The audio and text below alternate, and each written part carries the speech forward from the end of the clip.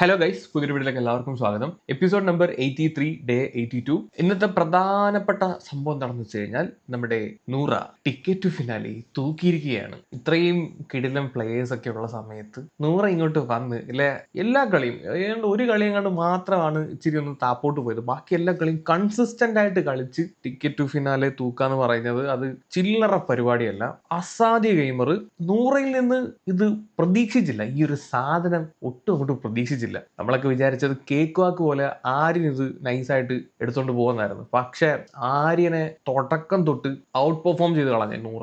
ഒരു രക്ഷയില്ലാത്ത കളി പറയാതിരിക്കാൻ വയ്യ. അങ്ങനെ നമ്മുടെ ബിഗ് ബോസ് ഫൈനലിന്റെ ആദ്യത്തെ ഫൈനലിസ്റ്റിനെ കണ്ടെത്തിയിരിക്കുകയാണ്. പക്ഷേ ഇവിടുത്തെ പ്രശ്നം എന്താണെന്ന് വെച്ച് കഴിഞ്ഞാൽ ഈ ഒരു ടിക്കറ്റ് ടു ഫിനാലെ കൊണ്ട് നൂറയ്ക്ക് ഗുണം ഉണ്ടാവുമോ എന്നൊരു ചോദ്യം ഇവിടെ നിൽക്കുന്നുണ്ട്. നൂറയ്ക്ക് ടിക്കറ്റ് ടു ഫിനാലെ കിട്ടാതിരിക്കാനുള്ള ഒന്ന് രണ്ട് സാധ്യതകൾ ഞാൻ പറയാം. സാധാരണഗതിയിൽ 13ാമത്തെ ആഴ്ചയിലൊക്കെയാണ് ഈ മണി ബോക്സ് കൊണ്ട് വെക്കുന്നത്. കഴിഞ്ഞ സീസണിൽ 13ാമത്തെ ആഴ്ചയാണ് വെക്കുന്നത്. സായി കൃഷ്ണ അത് എടുത്തോണ്ട് പോയി. വിച്ച് മീൻസ് നെക്സ്റ്റ് വീക്കിൽ നമുക്ക് മണി ബോക്സ് പ്രതീക്ഷിക്കാം. ഈ വീക്കിൽ ആദില സേഫ് ആണ്, ഈ വീക്കിൽ ആദില ഔട്ട് ആവത്തില്ല. അപ്പോൾ നെക്സ്റ്റ് വീക്കിൽ ആദിലയും നൂറയും ഉണ്ടാവും. അപ്പോൾ ഇവരിൽ ആരെങ്കിലും ഒരാള് ഈ മണി ബോക്സ് എടുത്തോണ്ട് പോകാൻ സാധ്യത കൂടുതലെന്നല്ല, എടുത്തോണ്ട് പോയിരിക്കും. ഇവരിൽ ഒരാളെന്നല്ല, ആദില എടുത്തോണ്ട് പോയിരിക്കും. കാര്യം ഇവർ ഓൾറെഡി ഇവർക്ക് പൈസ ആവശ്യമാണ് എന്ന് പറഞ്ഞിട്ടുണ്ട്. അത് മാത്രമല്ല, ഈ ഫൈനലിനോട്ട് അടുക്കുന്ന സമയത്ത് രണ്ടുപേരും കൂടെ അതിന്റെ അകത്ത് നിൽക്കുന്നത് മണ്ടത്തരമാണ്. പ്രത്യേകിച്ച് ടോപ്പ് 5 ആദിലയും നൂറയും വന്നു കഴിഞ്ഞാൽ ഭൂലോക മണ്ടത്തരമാണ്. അപ്പൊ ടോപ്പ് 5 എത്തുന്നതിന് മുമ്പ് തന്നെ ഒരാൾ ഔട്ടായി പോകണം, എന്നാലേ വോട്ട് സ്പ്ലിറ്റ് ആവാതിരിക്കത്തുള്ളൂ. മനസ്സിലായോ? അന്നേരം ഏറ്റവും സേഫസ്റ്റ് വേ അല്ലെങ്കിൽ ഏറ്റവും നല്ല ഒരു മാർഗം എന്ന് പറയുന്നത് ആദില ഈ ഒരു മണി ബോക്സ് എടുത്തുകൊണ്ട് പോകുന്നതാണ്. അത് ഇവരുടെ കോൺവെർസേഷനിൽ നിന്ന് ഏതാണ്ട് നമുക്ക് കൺഫേം ആണ്. മണി ബോക്സ് വെക്കുന്ന സമയത്ത് അത് ആദ്യം ടാർഗറ്റ് ചെയ്യുന്നത് ആദില തന്നെ ആയിരിക്കും. അതിനകത്ത് യാതൊരു സംശയവുമില്ല. നെക്സ്റ്റ് വീക്കിൽ വെച്ച് കഴിഞ്ഞാൽ സോ അത് പ്രെഡിക്റ്റബിൾ ആണ്. ബിഗ് ബോസ് ടീം എപ്പോഴും നോക്കുന്നത് ഒരു അൺപ്രഡിക്റ്റബിൾ ഒരു ക്ലൈമാക്സ് അല്ലെങ്കിൽ ഒരു സാധനം ഉണ്ടാക്കാൻ വേണ്ടിയിട്ടാണ്. അപ്പൊ അതിലെടുത്തോണ്ട് പോകും നമുക്ക് എല്ലാവർക്കും അറിയാം. അപ്പൊ പിന്നെ ആ ഒരു മണി ബോക്സ് ടാസ്കിനൊരു രസം ഉണ്ടാവില്ല. അപ്പോ വേണമെന്ന് വെച്ച് കഴിഞ്ഞാൽ ഈ ഒരു സാധനം പൊളിക്കണമെങ്കിൽ മേ ബി ഈ മണി ബോക്സ് ലാസ്റ്റ് വീക്ക്, അതായത് 14ാമത്തെ വീക്കിൽ ഫസ്റ്റ് ഡേ എങ്ങാനും കൊണ്ടുവെക്കാം. പിടികിട്ടിയോ? അന്നേരം 14ാമത്തെ വീക്ക് കഴിഞ്ഞ് ഉടനെ ഫൈനൽ വരികയാണ്, ഗ്രാൻഡ് ഫിനാലെ വരികയാണ്. അങ്ങനെ വെക്കുന്നതിന് മുമ്പ് ഒരു എവിക്ഷൻ നടക്കേണ്ടതായിട്ടുണ്ട്. 13ാമത്തെ വീക്കിൽ എവിക്ഷൻ. 13ാമത്തെ വീക്കിൽ എവിക്ഷൻ എല്ലാവരും വരും. ചിലപ്പോ ആദില സേവ് ആകാം, അല്ലെങ്കിൽ ആദില ഔട്ട് ആകാം. ഇഫ് ആദില ഔട്ട് ആയില്ലെങ്കിൽ ഉറപ്പായിട്ടും നെക്സ്റ്റ് വീക്കിൽ ആദില വന്നിട്ട് ഈ മണി ബോക്സ് എടുത്തോണ്ട് പോകും. പക്ഷേ 13ാമത്തെ വീക്കിൽ എവിക്ഷൻ ചിലപ്പോൾ മിഡ് വീക്ക് എവിക്ഷൻ വരാം, അല്ലെങ്കിൽ വീക്കെൻഡ് എവിക്ഷൻ വരാം. അതിനകത്ത് ആദില ഔട്ട് ആയി കഴിഞ്ഞാൽ നൂറയ്ക്ക് പണി കിട്ടും. കാര്യം എന്ന് പറഞ്ഞു കഴിഞ്ഞാൽ നൂറ ഓൾറെഡി പറഞ്ഞിട്ടുണ്ട് ഇതിന്റെ കപ്പ് എനിക്ക് കിട്ടുമെന്ന് തോന്നണില്ല. നൂറ ഓൾറെഡി അത് പറഞ്ഞിട്ടുള്ള കാര്യമാണ്. ഇവർക്ക് പൈസയ്ക്ക് നല്ല ആവശ്യമുണ്ടെന്നും നൂറയ്ക്ക് അറിയാം. അപ്പോ ആദില ഔട്ടായി പോയി കഴിഞ്ഞാൽ ലാസ്റ്റ് വീക്കിൽ നൂറ മാത്രമാണുള്ളതെങ്കിൽ ഈ മണി ബോക്സ് വെക്കുന്ന സമയത്ത് ചിലപ്പോ നൂറ അത് എടുത്തോണ്ട് പോകാനുള്ള സാധ്യതയുണ്ട്. ടിക്കറ്റ് ടു ഫിനാലെ വിജയിച്ച നൂറ അത് എടുത്തോണ്ട് പോകാനുള്ള സാധ്യതയുണ്ട്. ഇത് ആദ്യമായിട്ടല്ല ടിക്കറ്റ് ടു ഫിനാലെ വിജയിക്കുന്ന ഒരു വ്യക്തി ബിഗ് ബോസിന്റെ മണി ബോക്സ് എടുത്തോണ്ട് പോകുന്നത്. നമ്മൾ സീസൺ 5 നാദിറ മെഹറിനായിരുന്നു ടിക്കറ്റ് ടു ഫിനാലെ വിജയിച്ചത്. പക്ഷെ പുള്ളിക്കാരത്തി ഏതാണ്ട് 7.75 ലാക്ക് റുപ്പീസ് എടുത്തുകൊണ്ട് മണി ബോക്സ് എടുത്തുകൊണ്ട് പോയിണ്ടായി. അപ്പൊ ചിലപ്പോ പുള്ളിക്കാരത്തി കളിച്ച പോലൊരു കളി ഇവിടെ നൂറയ്ക്ക് ചിലപ്പം കളിക്കേണ്ടി വരും, ആദില ഔട്ടായി പോയി കഴിഞ്ഞാൽ. അപ്പോ ആദിലെ നൂറയെ സംബന്ധിച്ച് നെക്സ്റ്റ് 13ാമത്തെ വീക്കിൽ എവിക്ഷൻ ഭയങ്കര ക്രൂഷ്യലാണ്. ബാക്കി ആരെക്കാളും ഭയങ്കര ക്രൂഷ്യൽ ആയിട്ട് നിൽക്കുന്ന ഒരു സാധനമാണ്. ഇപ്പൊ ഇവര് 9 പേരാണുള്ളത്. ഈ വീക്കിൽ 2 പേര് പോകണം, നെക്സ്റ്റ് വീക്കിലും 2 പേര് പോകണം. എന്നാലേ ടോപ്പ് 5 ലാസ്റ്റ് 5 പേര് വരത്തുള്ളൂ. മേ ബി ലാസ്റ്റ് വീക്കിൽ 6 പേര് കാണും, ഒരു മിഡ് വീക്ക് എവിക്ഷൻ കാണും. അങ്ങനെ ആയിരിക്കും ചിലപ്പോൾ ടോപ്പ് 5 ഈ ആളുകളെ എത്തിക്കുന്നത്. അപ്പൊ ഞാൻ ഈ പറഞ്ഞ രീതിയിൽ എങ്ങാനും ഈ സ്റ്റോറി പോവുകയാണെങ്കിൽ, ഇത് നടക്കുവാണെങ്കിൽ നൂറയ്ക്ക് ഫൈനലിസ്റ്റ് ആവാൻ പറ്റില്ല. ഈ ടിക്കറ്റ് ടു ഫിനാലെ വിജയിച്ചത് പാഴായി പോകും. സാധ്യതയാണ്, തള്ളിക്കളയാൻ പറ്റില്ല. ഈ വീക്കിൽ ആദില എവിക്ഷൻ ഉണ്ടായിരുന്നെങ്കിൽ ഒരു പക്ഷേ ചിലപ്പം ആദില പോവാൻ ഭയങ്കര സാധ്യത കൂടുതലായിരുന്നു. മാത്രമല്ല ഈ എവിക്ഷനോട് അടുത്ത് വയ്ക്കുന്ന സമയത്ത് ആദില പുറത്തു പോകുന്നത് തന്നെയാണ് നല്ലത്. മണി ബോക്സ് എടുത്തുകൊണ്ട് പോവാണെങ്കിൽ അത്രയും നല്ലത്. അപ്പൊ ഈ ഒരു കളി മനസ്സിലാക്കി ബിഗ് ബോസ് കളിക്കുവാണെങ്കിൽ നെക്സ്റ്റ് വീക്ക് വെക്കാതെ ഈ വീക്ക് കഴിഞ്ഞതിന് ശേഷം വെച്ച് കഴിഞ്ഞാൽ ആദിലയ്ക്ക് പണി കിട്ടും. സോ ഇങ്ങനെ ഒരു സാധ്യത ഇവിടെ കിടപ്പുണ്ട്. ഓക്കെ, ഇനി നമുക്ക് നമ്മുടെ മെയിൻ എപ്പിസോഡിലോട്ട് പോകാം. അനുമോളെ കാണിച്ചുകൊണ്ടാണ് എപ്പിസോഡ് സ്റ്റാർട്ട് ചെയ്യുന്നത്. അനുമോള് ബാക്ക് ടു അനുമോളുടെ കട്ടിൽ മേൽ. ബെഡ് ഉണങ്ങിയെന്ന് തോന്നുന്നു. ബെഡ്ഷീറ്റ് എന്തായാലും ഉണങ്ങിയിട്ടുണ്ട്. ആ സെയിം ബെഡ് തന്നെയാണോ ഇല്ലയോ എന്ന് ലൈവ് കാണുന്നവർ ഒന്ന് വന്ന് കമന്റ് ചെയ്താൽ നന്നായിരിക്കും. ഞാൻ ഇന്നത്തെ ലൈവ് ഒന്നും കണ്ടിട്ടില്ല. എന്താണെങ്കിലും അനുമോളെ കാണിച്ചുകൊണ്ടാണ് ബിഗ് ബോസ് എപ്പിസോഡ് സ്റ്റാർട്ട് ചെയ്തത്. അത് കഴിഞ്ഞിട്ട് നമ്മുടെ കിച്ചൺ ടീമിനെയാണ് കാണിക്കുന്നത്. അനീഷ് ചോദിക്കുന്നുണ്ട് ഫുഡ് ഇപ്പോൾ ഉടനെ കാണാൻ ആകുമോ? അപ്പോൾ അക്ബർ ചൂണ്ടിക്കാട്ടിയിട്ട് കാണിക്കുകയാണ് പാത്രം വെസൽ ടീം കഴുകിയിട്ടില്ല, അത് അനീഷ് അനീഷ് ഏട്ടൻ എന്ന് അനുമോളുടെ അടുത്ത് പറയാൻ പറ്റൂ? വെസൽ ടീമിനകത്ത് അനുമോളും ഷാനവാസുമാണ് ഉള്ളത്. ഷാനവാസിന് വയ്യാതെ പുറത്തു പോയേക്കാണ്. ഇനി അനുമോൾ മാത്രമേ ഉള്ളൂ വെസൽ ടീമിനകത്ത്. അനുമോൾ കഴുകിയാലേ ആ പാത്രം കഴുകത്തുള്ളൂ. അനുമോൾ ഇന്നലെ തന്നെ ആ ഒരു കാര്യം വ്യക്തമാക്കിയതാണ്.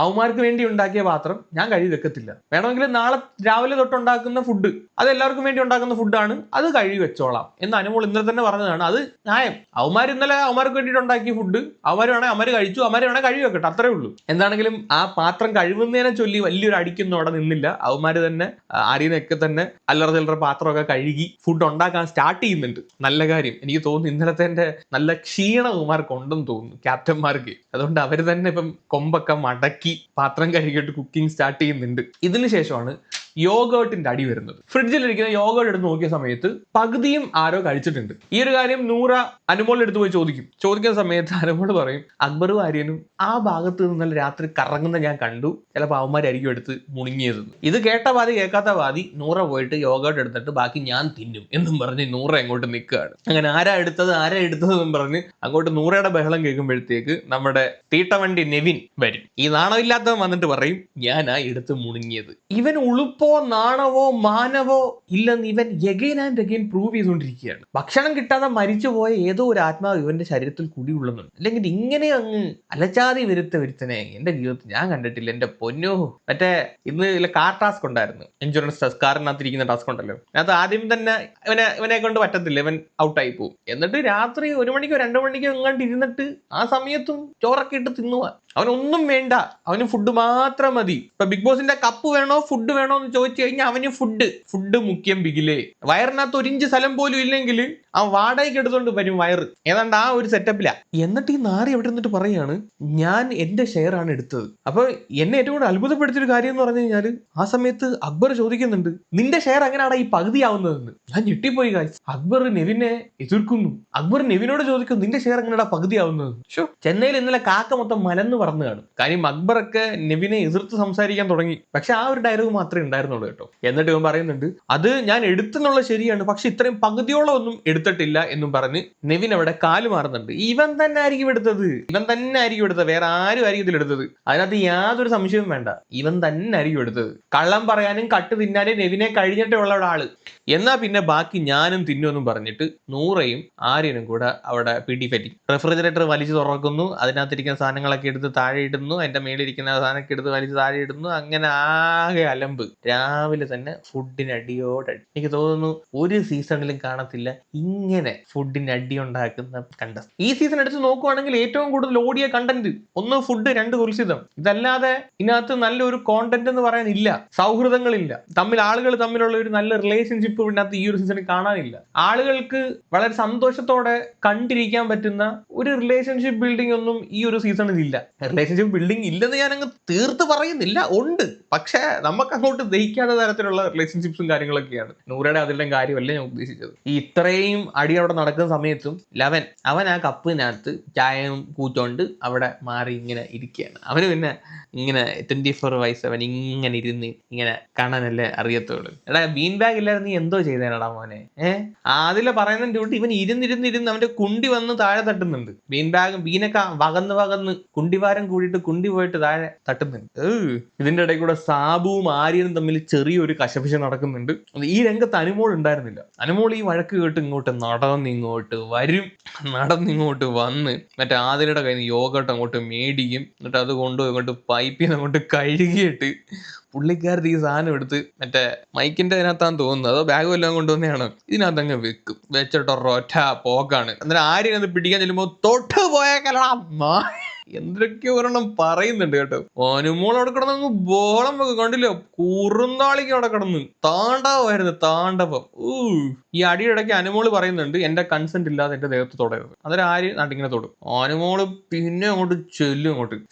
നമുക്ക് ഏത് രീതി വേണമെങ്കിലും പ്രൊവോക്ക് ചെയ്യാം നാക്കുകൊണ്ട്. നല്ല രീതിയിൽ അറിയാം അനുമോള് വുമൺ കാർഡ് ഇറക്കുന്ന ഒരു സ്ത്രീയാണ്. പിന്നെ എന്തിനാണ് ഇവൻ ഇങ്ങനെ ദേഹത്ത് തൊട്ട് ഇവരെ ഇങ്ങനെ ചെയ്യാൻ നിൽക്കുന്നത്? അത് വേറെ ആരെ പോലും അല്ല അനുമോള് അത് ആ ഒരു സാധനത്തിനകത്ത് പിടിച്ച് നിൽക്കും.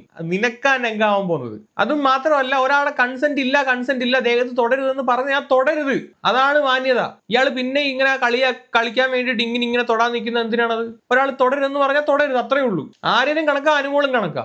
അങ്ങനെ പാട്ടാ ഗേൾസും കിച്ചൺ ടീമും തമ്മിൽ മുട്ടനടി. അവിടെ ഈ അടിയിലിടയ്ക്ക് അനുമോളുടെ വായിന്ന് വരുന്ന ഡയലോഗ് കേൾക്കണം നിങ്ങള്. പോടാ പോയി ക്ലോസറ്റിൽ പോയി. അവിടെ ആ ഒരു ഡയലോഗ് എന്തിനാണ് അടിച്ചതെന്ന് എനിക്ക് മനസ്സിലായിട്ടില്ല. പോടാ പോയി ക്ലോസറ്റിൽ പോയി. അക്ബറിന്റെ മോന്ത കണ്ടപ്പോ അനുമോൾക്ക് തോന്നിയോ അവന് തൂറാൻ മുട്ടുന്നു എന്ന്? മുഖം കണ്ട് ലക്ഷണം പറയുന്ന കുട്ടിയാണെന്ന് തോന്നുന്നു ഗൈസ് അനുമോൾ. പോടാ പോയി ക്ലോസറ്റിൽ പോയി. അക്ബർ എന്ന് കുളിച്ചിട്ടൊക്കെ വരുന്നത് കാണിക്കുന്നുണ്ട്. എന്നിട്ടും അക്ബറിന്റെ മുഖത്ത് നോക്കിയിട്ട് അനുമോൾ വിളിക്കും, പോയി കുളിയടാ, പോയി കുളി, നിന്റെ അടുത്ത് വന്നിട്ട് നാറുന്ന്. ഈ മാതിരി ഡയലോഗാണ്. എന്തോ പറയാനാ വേറെ. ഇത് കഴിഞ്ഞ് അങ്ങോട്ടും ഇങ്ങോട്ടും തന്തയ്ക്ക് വിളി. അക്ബർ സൗണ്ട് ഇല്ലാതാണ് വിളിക്കുന്നത്. അപ്പൊ അടുത്ത് പോയി പറ, ഇങ്ങനെ പറയുന്നത്, സൗണ്ട് ഇല്ലാതാണ് പറയുന്നത്. ഇത് അനീഷ് കേൾക്കുന്നുണ്ട്. അന്നേരം അനീഷ് അക്ബറിന്റെ അടുത്ത് ചോദിക്കുന്നുണ്ട്, അക്ബറെ എന്താണ് നീ ഇങ്ങനെ ഈ ഒരു കാര്യം ഇങ്ങനെ വിളിച്ചത്? അനുമോൾ എടുത്ത് പറയാം, എന്റെ വീട്ടിലിരിക്കുന്നവരെ വിളിച്ച് ഞാനും തിരിച്ചു വിളിച്ച്. ബാത് കഥ അവിടെ പിന്നെ സംസാരിച്ചിട്ട് ഇതിന് കാര്യമില്ല. അക്ബറും വിളിച്ച് തിരിച്ച് അനുമോളും വിളിച്ച്. എന്നിട്ടും അനീഷ് അനുമോളെ സപ്പോർട്ട് ചെയ്ത് നിൽക്കാണ്. എനിക്കതാ മനസ്സിലാവാത്തത്. അനീഷ് പറയാണ്, ഒരു സ്ത്രീയോട് അപമര്യാദയായിട്ട് പെരുമാറരുത്, അക്ബർ അവിടെ സോറി പറയണം. ഈ അനുമോള് 24/7 പറയുന്നതാണ് നിന്റെ വീട്ടിൽ പോയിരിക്കുന്നവരെ വിളി, അല്ലെങ്കിൽ അമ്മൂമ്മ എടുത്ത് പോയി പറ, അപ്പൂപ്പൻ്റെ അടുത്ത് പോയി പറ എന്ന് പറയാൻ. അക്ബർ കാണിച്ച കാര്യത്തെ ന്യായീകരിക്കുമല്ല. അനുമോളും കണക്കാ, അക്ബറും കണക്കാ. അക്ബർ അങ്ങോട്ട് വിളിച്ചു, അനുമോൾ ഇങ്ങോട്ട് വിളിച്ചു. അനീഷ് അവിടെ അനുമോളുടെ സപ്പോർട്ട് പിടിച്ച് പറയാണ്. എന്താ അനീഷ് മോനെ, ഒരു 3-4 ദിവസമായിട്ട് നമ്മൾ ശ്രദ്ധിക്കുന്നു, എന്തൊക്കെയോ ഒരു മാറ്റങ്ങൾ അനീഷിൽ ഞാൻ കാണുന്നു. ഭയങ്കരമായിട്ട് അങ്ങ് നന്മമരം. ഇന്നലെ തന്നെ നമ്മൾ അനുമോളില്ല സോഫയുടെ അടി കിടന്ന സമയത്ത് അനീഷ് പുതപ്പ് കൊണ്ട് കൊടുക്കുന്നു, തലകണ കൊണ്ട് കൊടുക്കുന്നു, എന്തൊക്കെയാ. എന്നിട്ട് ഇന്നലെ ലൈവിനകത്ത് കുറെ ഉണ്ടായിരുന്നടേ. അനുമോൾ വന്ന് പറയുന്നുണ്ട്, അനീഷ് ചേട്ടൻ അങ്ങ് പാവല്ലയോ, അനീഷ് ചേട്ടൻ നല്ലൊരു മനുഷ്യനാണ്, നല്ലൊരു മനസ്സ്, ഇങ്ങനെയൊക്കെ എന്തൊക്കെ പറയുന്നുണ്ട്. എന്നിട്ട് ഇന്നൊരു കാര്യം കൂടെ കണ്ടപ്പോഴത്തേക്ക് ഈ എന്തോ ഒരു സാധനം അങ്ങ് പുകയുന്നു. മറ്റേ കാറിനകത്തിരിക്കുന്ന ടാസ്ക് വന്ന സമയത്ത് അനുമോൾ ഇറങ്ങുവാണെങ്കിൽ ഞാനും ഇറങ്ങുവാണെന്ന് പറഞ്ഞ അനീഷയുടെ ഒറ്റ ഇറക്കം. എന്തുവാ ഇവിടെ നടക്കുന്നേ? എനിക്കൊണ്ട് മനസ്സിലാവുന്നില്ല. ഇന്നലെ നെവിൻ അടി ഉണ്ടാക്കാൻ വന്ന സമയത്ത് അനുമോൾ ഇവിടെ വെറുതെ ഇരിക്കും, നീ എന്തിനാ അനുമോളെ പറയുന്നതെന്ന് പറഞ്ഞിട്ട് അനീഷ് അനുമോളുടെ പക്ഷം പിടിച്ച് ചെല്ലുന്നു. എന്റെ പൊന്നെ, അനുമോൾക്കും ചെറിയൊരു സോഫ്റ്റ് കോർണർ ഉണ്ട്, അതുപോലെ തന്നെ അനീഷിനും ചെറിയൊരു സോഫ്റ്റ് കോർണർ ഉണ്ട്. രണ്ടുപേർക്കും അങ്ങോട്ടും ഇങ്ങോട്ടും ഉണ്ട്. എന്താണെങ്കിലും നമുക്കൊരു കുഴപ്പമില്ല, സന്തോഷം. രണ്ടുകൂടെ ചേരും. നമുക്കതേ പറയുള്ളൂ, രണ്ടുകൂടെ ചേരും. അയ്യോ, കുറച്ച് കാര്യങ്ങളുണ്ട്, അത് കഴിഞ്ഞിട്ട് പറയാം. ആ കാറിനകത്തിരുന്നിട്ട് കുറെ പരിപാടികൾ ഉണ്ടായിരുന്നു. പരിപാടി വെച്ചാൽ അനീഷിനെ പുറത്താക്കാൻ ശ്രമിക്കുന്ന സമയത്ത് അനുമോളൊക്കെ ബേജാറ്, എന്തിനാ അനീഷേട്ടനെ ചെയ്യുന്നത്? അനീഷിനെ സപ്പോർട്ട് ചെയ്യുന്നു. ഇപ്പൊ വന്ന് രണ്ടുപേരും അങ്ങോട്ടും ഇങ്ങോട്ടും ഭയങ്കര സപ്പോർട്ടാട്ടോ. ഇത് കഴിഞ്ഞിട്ട് നമ്മുടെ ആര്യൻ വെസൽസ് എല്ലാം ക്ലീൻ ചെയ്യുന്നു. അനുമോൾ ആ സമയത്ത് പറയുന്നുണ്ട്, ഇന്നലത്തെ വെസൽസ് ഞാൻ കഴുകത്തില്ല, അത് അവന്മാരുണ്ടാക്കിയതാണ്, കഴുകില്ല. ഇന്ന് രാവിലെ ഉള്ളതും ഉച്ചയ്ക്കുള്ളതും ഒക്കെ ഞാൻ കഴുകി വെച്ചോളാം, എനിക്കൊരു കുഴപ്പമില്ല. ആ അന്തസ് അത്രേ ഉള്ളൂ. ഇതിനുശേഷം പിന്നെയും ചോറിനടി. ആദിൽ എന്തോ അവിടെ കറങ്ങി എന്തോ കിടക്കാണ്. അപ്പോ ആദില നൂറ എടുത്ത് പറയുന്നുണ്ട്, ബേബി പോയി കുറച്ച് കഞ്ഞി ഉണ്ടാക്കൂ. അപ്പൊ കഞ്ഞി ഉണ്ടാക്കാൻ വേണ്ടിയിട്ട് ബേബി പോവുകയാണ്, കഞ്ഞിയും പയറും. അപ്പൊ സാബുവും പറയുന്നു എനിക്കും കഞ്ഞി വേണം. നൂറ കുക്കിംഗ് സ്റ്റാർട്ട് ചെയ്യാണ്. അപ്പോൾ അനീഷ് ആര്യന്റെ അടുത്ത് പോയി ചോദിക്കുന്നുണ്ട്, നിങ്ങൾ ഫുഡ് ഉണ്ടാക്കുന്നില്ലേ? അപ്പൊ ഇപ്പൊ ടാസ്ക് തുടങ്ങാൻ പോവല്ലേ, അപ്പൊ അത് കഴിഞ്ഞിട്ട് ഫുഡ് ഉണ്ടാക്കാം എന്ന് ആര്യൻ പറയുന്നുണ്ട്. അങ്ങനെ ആര്യൻ ഫുഡ് ഉണ്ടാക്കരുത്, എല്ലാവർക്കും ഉണ്ടാക്കണമെന്നും പറഞ്ഞിട്ട് ആര്യൻ ചെല്ലുകയാണ്. പക്ഷെ അനുമോൾ ആൻഡ് നൂറ എല്ലാവരും കൂടെ അവർക്ക് വേണ്ട കഞ്ഞിയും പയറും ഒക്കെ ഉണ്ടാക്കുന്നുണ്ട്. ആര്യൻ കൂടെ പറയുന്നത് ടാസ്ക് കഴിഞ്ഞിട്ട് ഫുഡ് ഉണ്ടാക്കാം എന്നാണ്. ലേറ്റ് ആയിട്ട് അങ്ങനെയാണ് മോർണിംഗിലെ ബ്രേക്ക്ഫാസ്റ്റ് കഴിക്കുന്നത്. അതൊരു ടാസ്ക് കഴിഞ്ഞിട്ട് ഫുഡ് ഉണ്ടാക്കാൻ വേണ്ടിയിട്ടാണ് ആര്യൻ ഇരിക്കുന്നത്. അപ്പോഴത്തേക്ക് ഉണ്ടാക്കി വരുമ്പോഴത്തേക്ക് വൈകുന്നേരം ആകും. പാട്ടാ ഗേൾസിന് ടാസ്കിന് മുമ്പ് ഫുഡ് വേണം. ഇവര് കുക്കറി വെച്ചിട്ട് പോയ ഫുഡിനകത്ത് ഈ നെവിൻ കൈയിട്ടൊക്കെ ഇളകുന്നുണ്ട്. അങ്ങനെ ഇത് കണ്ടുകൊണ്ട് നമ്മുടെ പാട്ടാ ഗേൾസ് അങ്ങോട്ട് വരുന്നുണ്ട്. അപ്പോ നെവിൻ ചോദിക്കുന്നുണ്ട്, ബ്രേക്ക്ഫാസ്റ്റ് കഴിച്ചിട്ട് അരമണിക്കൂർ പോലും ആയില്ലല്ലോ. അപ്പൊ അനുമോള് പറഞ്ഞിട്ട്, നിന്റെ ഉപ്പുമാവ് എനിക്ക് ഇഷ്ടപ്പെട്ടില്ല, നിന്റെ ഉപ്പുമാവിന് ഭയങ്കര പശപശപ്പ്, എനിക്കത് കഴിക്കാൻ ഇഷ്ടപ്പെട്ടില്ല, അതുകൊണ്ട് ഞാൻ കഴിച്ചില്ല. ഇവിടെ ആരും ഒട്ടും നല്ല കുഞ്ഞുങ്ങളൊന്നുമല്ല. നെവിനാണെങ്കിലും അനുമോളാണെങ്കിലും ഈ നൂറയാണെങ്കിലും എല്ലാ എണ്ണവും ഈ കാട്ടിക്കൊണ്ടിരിക്കുന്നത് വെറും മാറിയ പരിപാടികളാണ്. ആരും അങ്ങോട്ട് വിട്ടുകൊടുക്കുന്നില്ല. ഇത്രയും നാള് ഈ പശപശപ്പും ഒന്നും ഉണ്ടായിരുന്നില്ല. മറ്റേ കാടിവെള്ളം പോലെ ലക്ഷ്മിയൊക്കെ സാമ്പാർ ഉണ്ടാക്കിയ സമയത്ത് മോന്തിക്കൊണ്ട് പോയ ടീമാണ് ഇവര്. എന്നിട്ട് ഈ പറയുന്നത് വേണോന്ന് വെച്ചാൽ കഴിക്കാം, പക്ഷെ പർപ്പസ്ഫുള്ളി കഴിക്കാൻ താല്പര്യമില്ല. അതാണ് സംഭവം. അനുമോൾക്ക് അവിടെ ഉപ്പാവിനകത്ത പശപശപ്പൊന്നും ഒന്നുമല്ല, അനുമോൾക്ക് കഴിക്കാൻ താല്പര്യമില്ല ഇവൻ ഉണ്ടാക്കി, അതാണ് കാര്യം. എന്നിട്ട് ഇതിന്റെ പേര് പറഞ്ഞ് മനഃപൂർവ്വം അടുക്കളയിൽ കയറി കുക്ക് ചെയ്തിട്ട് പ്രശ്നം ഉണ്ടാക്കുക, ക്രിയേറ്റ് ചെയ്യുക. ഇതിന്റെ ഇടയിൽ കൂടെ അനീഷ് അവര് പണിയെടുക്കുന്നില്ലെങ്കിൽ ഒരു മീറ്റിംഗ് കൂടിയിട്ട് ഷഫിൾ ചെയ്യാം എന്നും പറഞ്ഞിരിക്കുകയാണ് അനീഷ് രാവിലെ തൊട്ട് മീറ്റിംഗ് കൂടും.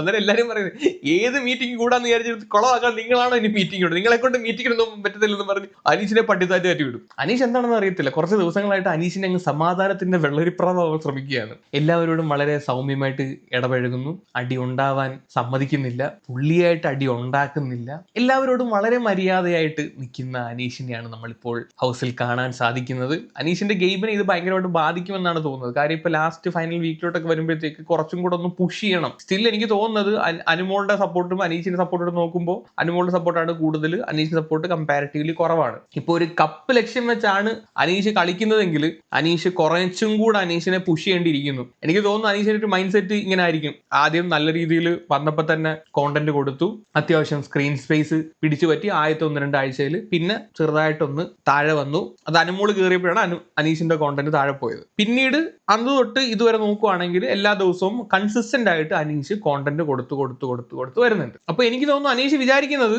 അനീഷ് എന്ന് പറയുന്ന പ്ലെയറിനെ എല്ലാവർക്കും മനസ്സിലായി, അത്യാവശ്യം വിജയിക്കാൻ വേണ്ടിയിട്ടുള്ള പരിപാടിയൊക്കെ ഇതിനകത്ത് ചെയ്തു വെച്ചിട്ടുണ്ട്. അപ്പൊ ഇനി ഒരു കുറച്ച് നല്ല വശങ്ങളൂടെ കാണിക്കുമ്പോഴത്തേക്കും ഇതുവരെ കാണാത്ത അനീഷിന്റെ ഒരു പാവമായിട്ട് നിൽക്കുന്ന ഒരു ഫേസ് ആണ് നമ്മളിപ്പോൾ കണ്ടോണ്ടിരിക്കുന്നത്. അപ്പൊ ഇതൂടെ ആളുകളിലോട്ട് കാണിക്കുമ്പോഴത്തേക്ക് ആളുകൾക്ക് ഒരു സഹതാപം തോന്നിയിട്ട് അങ്ങനെ കുറച്ച് വോട്ടും കൂടെ അനീഷിന് കിട്ടുമെന്നുള്ള രീതിയിലാണെന്ന് തോന്നുന്നു അനീഷ് നിൽക്കുന്നത്. അനീഷിന്റെ ഒരു ഗെയിം പ്ലേ കണ്ടിട്ട് എനിക്ക് അങ്ങനെയാണ് ഫീൽ ചെയ്യുന്നത്. കാര്യം ഇത്രയും ആളുകളെ വെറുപ്പിക്കുന്ന അനീഷിന്റെ ഉള്ളിൽ നല്ലൊരു മനസ്സുണ്ട് എന്ന് ആളുകളിലോട്ട് മനസ്സിലാക്കി കൊടുക്കാൻ പറ്റുന്ന 2 ആഴ്ചകൾ മാത്രമാണ് ഇനി ഉള്ളത്. അതായിരിക്കണം അനീഷ് കാണിക്കുന്നത്. അനീഷ് അവിടെ അങ്ങനെ ഫുഡിന്റെ കാര്യത്തിൽ അങ്ങനെ അടി ഉണ്ടാക്കുന്ന കാണുന്നില്ല. ബാക്കി എല്ലാവരും അവിടെ അത്യാവശ്യം നല്ല രീതിയിൽ ഫുഡിന്റെ പേര് പറഞ്ഞ് അടി ഉണ്ടാക്കുന്നുണ്ട്. സോ ഇത് കഴിഞ്ഞിട്ടാണ് ടിക്കറ്റ് ടു ഫിനാലയുടെ next task, second last task number 7 വരുന്നത്. അത് നമുക്ക് നെക്സ്റ്റ് വീഡിയോയിൽ പറയാം. 2 പാർട്ടായിട്ടായിരിക്കും ചെയ്യുന്നത്. ഞാൻ കണ്ട ആ വീഡിയോയുടെ ലിങ്ക് ഇവിടെ കൊടുത്തേക്കാം, നിങ്ങൾ ക്ലിക്ക് ചെയ്ത് കണ്ടാൽ മതി. അതിനകത്ത് കുറച്ച് കാര്യങ്ങൾ പറയാനുണ്ട്, മേ ബി ലെന്തായി പോകാൻ സാധ്യതയുണ്ട്, അതുകൊണ്ടാണ്. അപ്പൊ ശരി, നെക്സ്റ്റ് വീഡിയോ കാണാം.